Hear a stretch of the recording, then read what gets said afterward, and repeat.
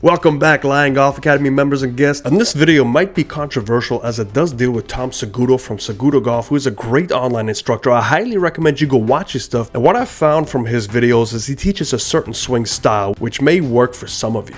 But we're going to look at a recent video that he did when he talked about not moving his hands and arms in the golf swing and how this can be misinterpreted, because I think he's trying to describe what he feels, but what he does isn't the case. So stay with me through the whole video and we'll take a look at what he says and then also look at his video and see what he actually does. But if you do like this type of content, hit that like, share. What is this? Oh, a stress ball. This is so cool. Look at this stress ball. Oh no!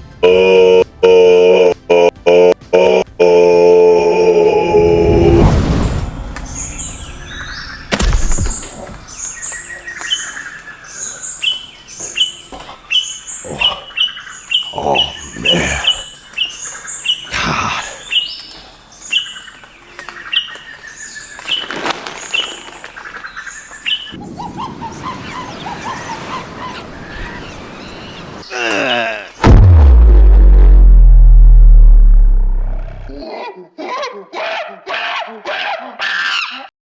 So if you missed that Academy Award introduction, you might have missed the part where I talked about Saguto Golf. And I really enjoy his content. The way he conveys his thoughts is very amusing, very free-flowing. He avoids some technicalities, which I think is great. But one thing I'm fearful of, and the only reason I apply this is because I have had students in the past who have tried to emulate this motion and have talked about this no arm and no wrist swing. Now for context, the title of this video is dropped 21 shots in 4 weeks because of this unbelievably simple swing discovery. And what he has discovered is a borderline stack and tilt with very limited weight transfer, which I think is great for the right person. But let's take a look at what he talks about with the hands and arms, because I think this is very important for you to know, because I understand what he's trying to get across, but there might be some misconceptions here. So the first thing is the dead hand swing. Why do a dead-handed swing? What powers the swing then?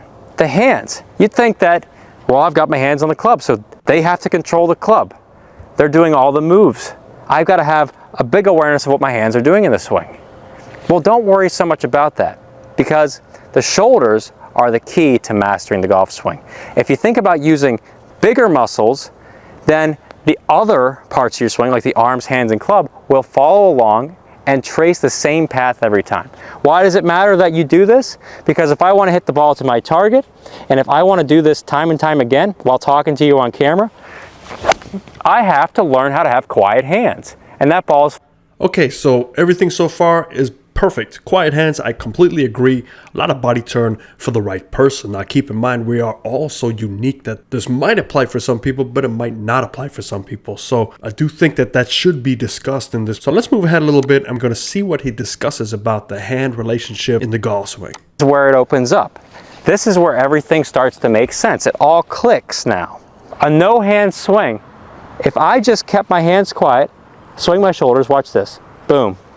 My hands didn't do anything. Look, all right, I shouldn't be telling you this. This is like gold. Starting out like this at setup. Remember this position. Don't forget it. Take it back. Boom. Look, it matches. It matches where I started. No hands. Continue back to the top. I'm on plane. Club's going up the proper path. Continue back. Boom. Club face, square. Not open. No cup wrist. No need to bow the wrist. I got a flat wrist. Quiet hands. Watch this. Start down.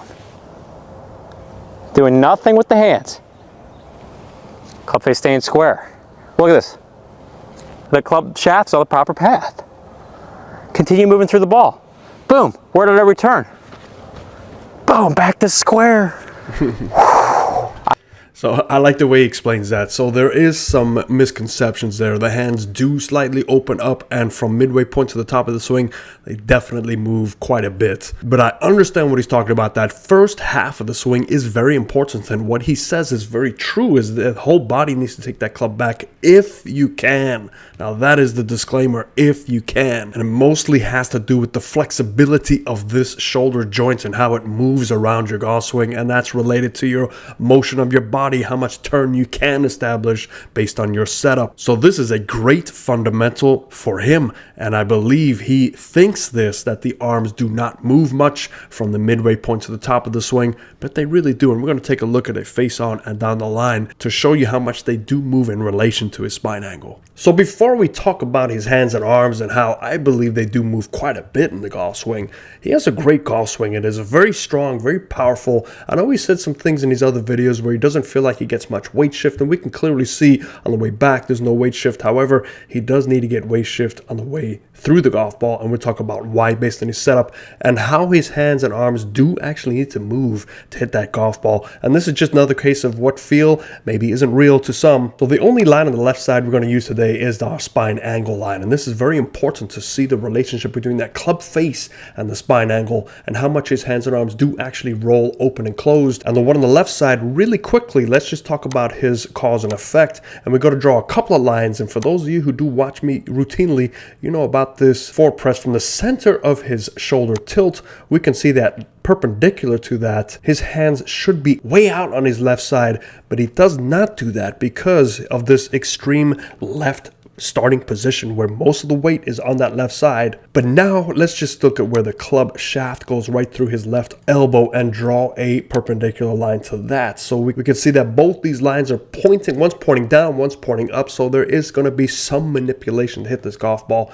And what we're going to do is draw a blue line that goes in between these two. And we'll do this in a smaller line just so it doesn't cover our view. So there's that blue line. And what that blue line represents is really good players. If they do forward press, they have to close that gap. There's two options for you. You close the gap, which means you lean more left, which is why he needs to get his weight distribution to the left side. Or another option is you stay where you are, or maybe fall back a little bit to get the center of your body back where the golf ball is. And we can see here his center is ahead of that golf ball. And there are some good players that can do this, and I'm not saying it's impossible, but remember, my channel is about the average golfer, more specifically above 45 years old, which I don't think this swing would warrant a 45-year-old and older. It might be a little bit challenging for them. So let's see which one he does. So we get to the top of his swing. And the cool thing about this swing, I find it very unique, is because he's got his weight stacked on the left side and he gets to the top, he gets to the top without increasing his tilt towards the target. So what I mean is their spine angle to start leaning down this way, which will cause some issues. Now they have to fall back. But he does a really good job of staying pretty neutral.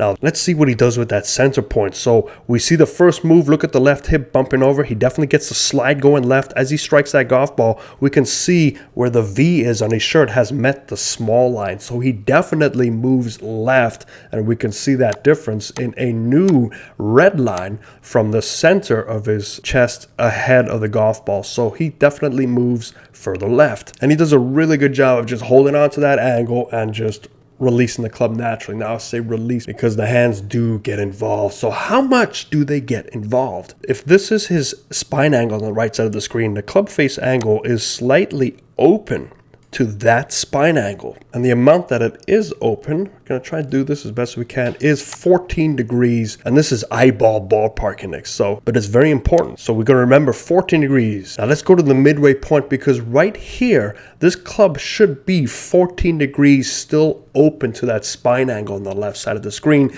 if he were to truly rotate and keep things steady like he says. Now because it's caught in between frames, it's a little blurry, let's take it to where we can see that angle.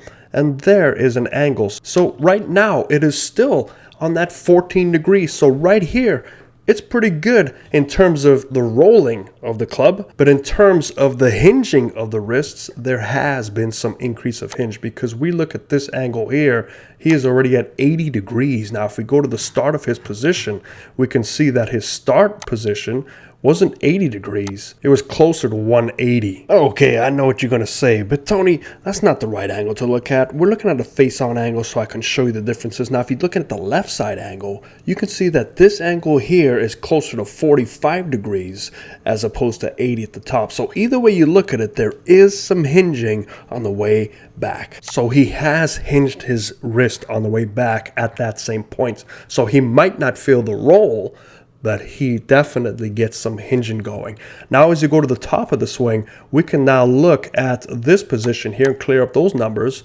And we're going to look at this angle, which is 74 degrees now. And now we're going to look at the club face angle related to his spine.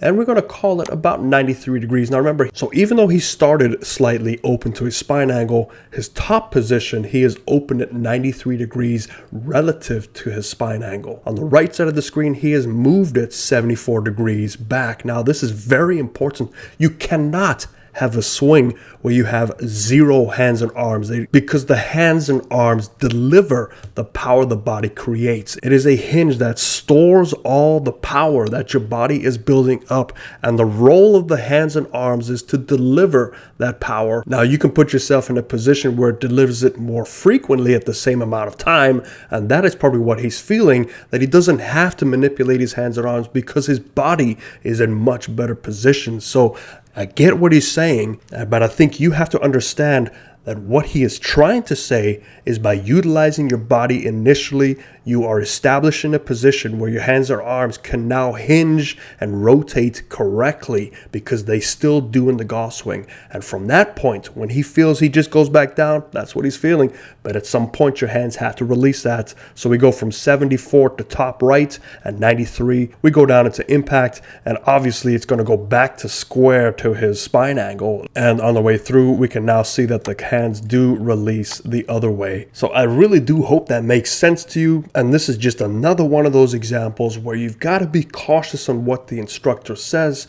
And the only way to understand this is to have an instructor do an in-person lesson where they can put you in these positions and then ask you, what do you feel? Tell me your swing thought for this. Tell me what difference you're feeling in your body, and let's build a swing thought for you, because my swing thought of not getting my hands or arms involved doesn't mean it's going to do work for you. And I fear that many people are going to be out there trying to swing without doing anything with their hands. Now, there is some positives to that, because people do too much with their hands. So that's a great thing to think about. But it's not going to work unless you get your body involved, which is what he said. So I understand what he's saying. It makes sense, but just be careful. But do yourself a favor. Go check out his channel. He's got a lot of great content out there. He's a funny guy, and that's the way I like to teach. Just keep it amusing and stay away from too many technical terms, even though I get a little technical with my lines. And let me know what you think in the comments down below. Am I just taking this out of proportion? Do you agree with this? Have you tried his swing? Does it work? If not, give it a try. Let me know how it feels. Other than that, I'll see you next time.